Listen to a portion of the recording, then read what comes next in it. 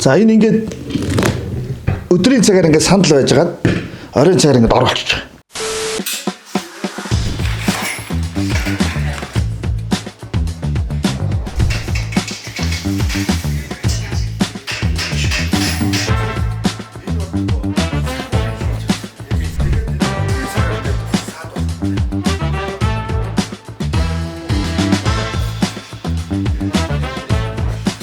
Энэ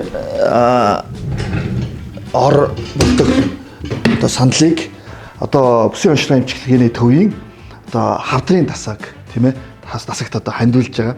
Яагаад тэгэхээр ер нь хүн сахин за эмнэлэгт хүн сахин одоо гэрээрээч хүн сахисан ер нь сахиур одоо жоохон ч гэсэн амарч явах хэвээр шүн нэг ингээ 10 минут ч гэсэн ингээ нэг нурууга тэнээлгмээр одоо санагддаг. Яагаад тэгэхээр нөгөө энэ хавдар гэдэг өвчнөр бас ээжээгээ алдж ирсэн сахижсэн хүний хувьд бас сахиуруудаа зориулаад энэ хавдрын тасагт энэ 10 ширхэг оруулдаг сандлыг бас өөрийнхөө зүгээс хандуулж байгаа. Тэгээд энэ жил бас шинэ жил зарцуулагдах зардлаа. Мөн дээрээс нь аймгийн 50 жилч болж байна.